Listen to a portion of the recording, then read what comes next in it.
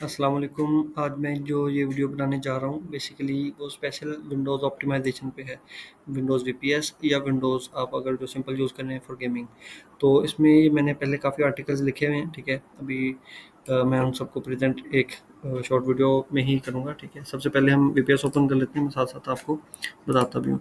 ये बेसिकली मेरा एक पर्सनल यूज़ के लिए वीपीएस है। ठीक है, मैं ये ओपन कर रहा हूँ अभी साथ साथ, और इसमें भी मैंने ओवरलोड किया हुआ है, सो इस तरह की चीज़ें हैं। ठीक है, जस्ट आपको समझाने के लिए। ठीक है, कि क्या क्या इश्यूज आते हैं। अभी आपके सामने बहुत ज़्यादा स्पीड मतलब इसमें स्लो हुई हुई है। ठीक है, हम इसको आज फिक्स करेंगे। ठीक है, और ये भी हमारा वैसे बाय डिफ़ॉल्ट पेज ओपन था। अच्छा, मैं आपको दिखाता हूँ। अभी मैंने ये एक टूल डाउनलोड किया है। ठीक है, इसकी मैं लिंक आपको प्रोवाइड कर दूँगा। ये किस तरीके से वर्क करता है, इसको ओपन करते हैं और स्टार्ट करते हैं। ठीक है, ये आपके सामने था कि मतलब किस तरीके से बहुत ज़्यादा देर लगी है, और बैकग्राउंड में भी बहुत प्रोसेस चल रहे हैं। पहले मैं वो भी आपको दिखा देता हूँ कि सर्वर की स्पेसिफिकेशन क्या है। ये 32 GB रैम का सर्वर है। ठीक है, और बैकग्राउंड भी देख सकते हैं प्रोसेस कितने चल रहे थे। ये मैंने एक बार ऑप्टिमाइज़ किया भी हुआ है वैसे। ठीक है, और ये देख लें 76 बैकग्राउंड प्रोसेस चल रहे हैं विंडोज़ के अपने। ठीक है, और ये देख लें स्टक हो रही है बार बार चीज़ें, कोई भी चीज़ ओपन कर रहे हैं। अच्छा, और एक और चीज़ होती है, यहाँ पे हम काम कर रहे हैं, स्टक हो जाएगा तो हमें वीपीएस क्लोज करके दोबारा ओपन करना पड़ेगा। मतलब बैकग्राउंड पे तो काम चल रहा है, लेकिन जो है इसमें मसला आता है हमें बार बार। ठीक है, कि वीपीएस स्टक हो जाता है। ठीक है, तो अभी ये जो ही ओपन होगा। अच्छा, ये ओपन हो गया। अभी इसको सिर्फ एनालाइज करते हैं कि बेसिकली चल क्या रहा है सिस्टम के अंदर। मैं यहाँ से आपको भी दिखाऊँ परफॉर्मेंस इश्यूज़ में जो कुछ लोग हमें कंप्लेन भी करते हैं कुछ, या जो कमेंट्स आए हैं मुझे कि हमारा वीपीएस चलते-चलते बंद हो रहा है, या रैम बहुत ज़्यादा यूज़ हो रही है, या मतलब लैग कर रहा है नेटवर्क।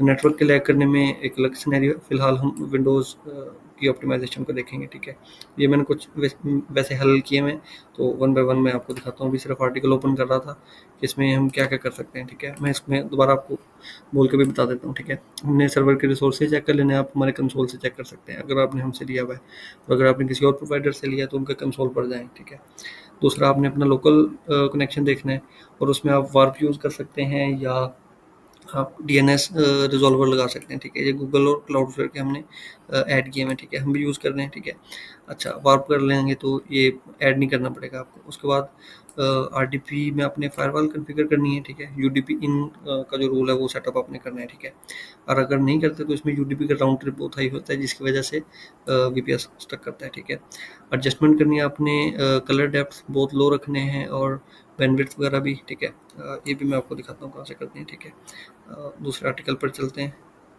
उसको थोड़ा सा एक्सप्लेन कर दूँ कि उसमें क्या है।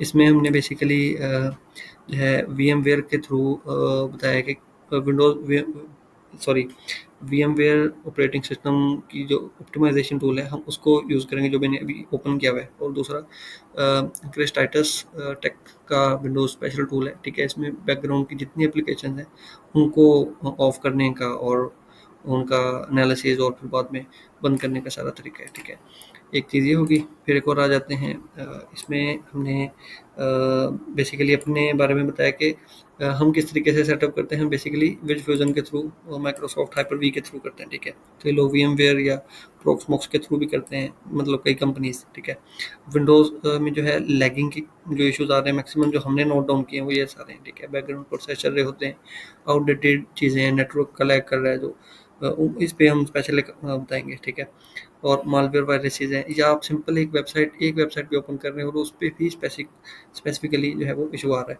तो हम अपने सर्वर का बैकग्राउंड डाटा क्लीन क्लीन करेंगे, और बहुत चीज़ें। ठीक है, अच्छा, लास्ट आर्टिकल है, उसके बाद हम वीपीएस पे दोबारा जाते हैं। ये एक रह गया, इसमें भी मैंने सिर्फ मेन एक स्पेसिफिक टूल को ही बताया, ये वीएमवेयर वाला, क्योंकि ये स्पेसिफिकली सबसे ज़्यादा बेहतर यूज़ होता है। ठीक है, अच्छा जी, वीपीएस पे भी वापस आते हैं।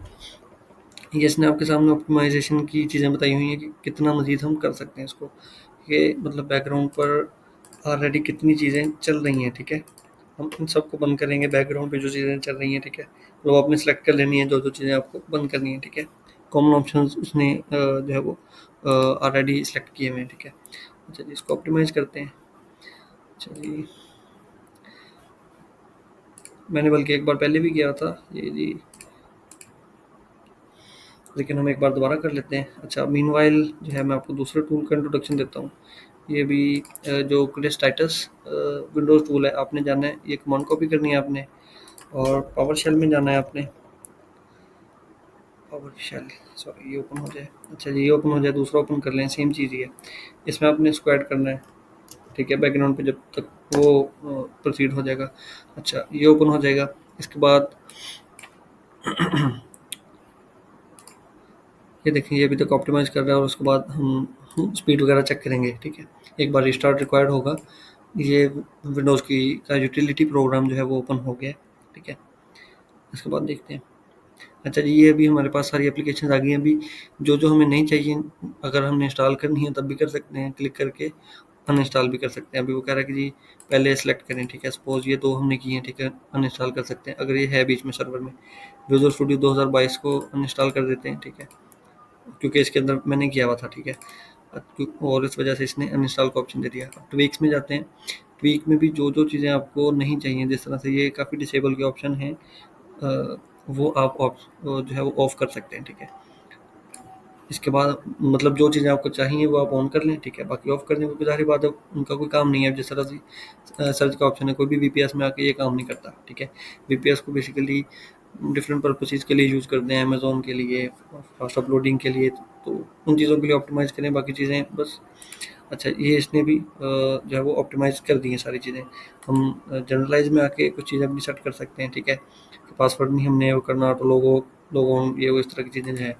और फाइनलाइज में आ जाते हैं। डॉट नेट के कुछ फीचर्स हमें चाहिए होते हैं, ये हम रख लेते हैं। बाकी कुछ कुछ इसमें जो इनके लॉग्स जनरेट हो रहे होते हैं वो क्लीन कर देते हैं। मैनुअली तरीका जो है लॉग्स क्लियर करने का, वो भी मैं आपको बता देता हूँ। ये एक सेकंड में ओपन कर रहा हूँ।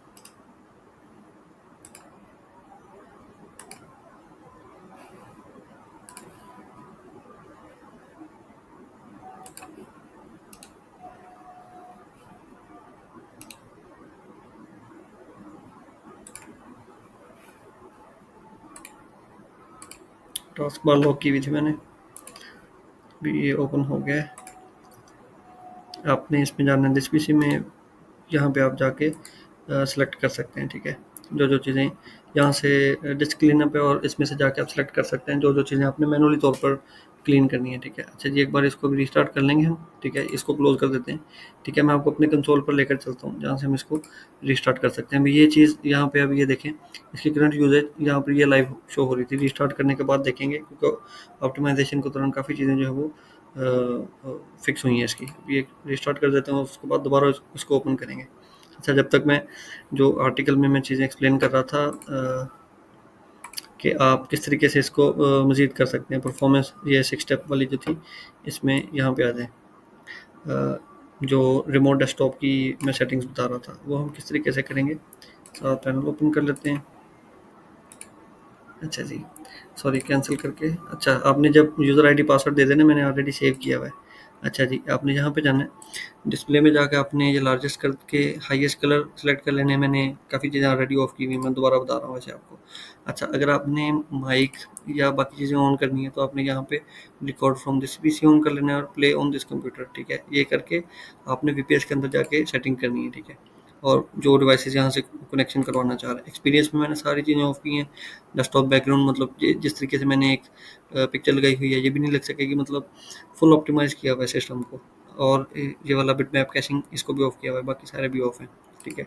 एडवांस में आ जाए, इसमें कोई ज़रूरत नहीं है, ठीक है। आप कनेक्ट कर सकते हैं इसके बाद। तो क्या वीपीएस जो है वो 15-16 सेकंड लेता है रिस्टार्ट होने में। तो अभी ये रिस्टार्ट हो ही रहा था, बाय द वे।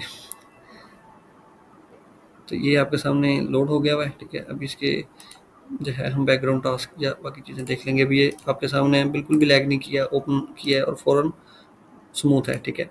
थोड़ी-सी लेआउट इसकी ऑफ हुई है, मतलब चेंज हुई है, क्योंकि हमने बैकग्राउंड में, अभी ये देखें, बैकग्राउंड प्रोसेसेस भी नहीं चल रहे कोई ख़ास, 32-33 हैं, पहले से बहुत ज़्यादा थे, ठीक है। अभी एलएम स्टूडियो, इन चीज़ों को मैंने ऑन किया हुआ था, तो इसको भी बाय द वे हम वैसे ऑफ कर सकते हैं। इसको बेसिकली अपने ज़ाती यूज़ के लिए कर रहा हूँ, तो ये देख सकते हैं आप, 15-16% पे है, ठीक है। ये लारागोन भी वेब होस्टिंग के लिए था, मतलब इस पे ऑलरेडी मैंने अच्छा खासा लोड डाला हुआ है, ठीक है। इस तरीके से आप अपने जो है वो वीपीएस को ऑप्टिमाइज़ कर सकते हैं। बाकी आर्टिकल्स की मैं वीडियोज़ आपके साथ शेयर कर दूँगा, ठीक है? आपने हमारी वेबसाइट पे जाना है, ठीक है? और आपने ये गाइड्स मैनुअली तौर पर देख के यहाँ से लिंक्स कॉपी कर लेनी है और ऑप्टिमाइज़ कर लेना है। और अगर आपको वीपीएस सॉल्यूशंस चाहिए तो आप हमसे कॉन्टैक्ट कर सकते हैं। हमारी वेबसाइट जो है वो अल्हम्दुलिल्लाह डीएमसीए प्रोटेक्टेड भी है, और हमारे अल्हम्दुलिल्लाह अपने जो है डेडिकेटेड सर्वर्स हैं, उन पे हम खुद वीपीएस होस्ट करते हैं, मतलब हम किसी थर्ड पार्टी पे रिलाई नहीं करते। आप आएँ पैकेजेस देखने के लिए, आप data centre and cloud computing में जाएँ, ठीक है? इसमें प्रॉपर हमारा जो है टोटल क्लाउड सेटअप है, वेब होस्टिंग, वीपीएस सर्वर्स। अब हमने स्पेशल विंडोज़ के लिए अलग बनाए हुए हैं, उसमें एएमडी प्रोसेसर्स यूज़ कर रहे हैं, दूसरे में हम इंटेल वाले यूज़ कर रहे हैं। हमारे पास दोनों मौजूद हैं, डिफरेंट तरह की प्राइसिंग है, ये स्टार्टिंग है, ठीक है? 2 जीबी के लिए, और ये आई थिंक 1 जीबी के लिए। मैं एक बार प्राइसिंग चेक करवा दूँ, ये हमारी डिफरेंट प्राइसिंग है, ठीक है? ये टाइमली अपग्रेड डाउन हम करते रहते हैं, और लोकेशन के बाद है, आपने यहाँ पे क्लिक करना है, ठीक है? सिंपल ऑर्डर का प्रोसेस भी यहाँ पे बता देता हूँ आपको। बिलिंग आपने सेलेक्ट कर लेनी है, यहाँ पे आपने कोई भी लोकेशन जो हम दे रहे हैं, ठीक है? हाइपरवाइज़र के थ्रू ऑटोमेटिकली वो असाइन हो जाएगी। आपको आईपी कितने चाहिए? 1 चाहिए, इंटरनेट की स्पीड भी डिफरेंट है, बैंडविड्थ भी डिफरेंट है, ठीक है? तो इस तरीके से कॉस्ट जो है वो अप डाउन होती है। आप एनी टाइम इसको वीडीएस पे भी जो है वो अपग्रेड करवा सकते हैं, और मॉनिटरिंग हम बाय डिफ़ॉल्ट फ्री दे रहे हैं, ठीक है? तो ये चीज़ भी आप कर सकते हैं। हम इसमें डिस्काउंट भी ऐड करते हैं, जब आपको जब आपके पास हमारे कूपन हो तो आप कंटिन्यू करके कूपन भी ऐड करके इस पे डिस्काउंट भी ले सकते हैं, ठीक है? Thanks a lot. अस्सलाम वालेकुम।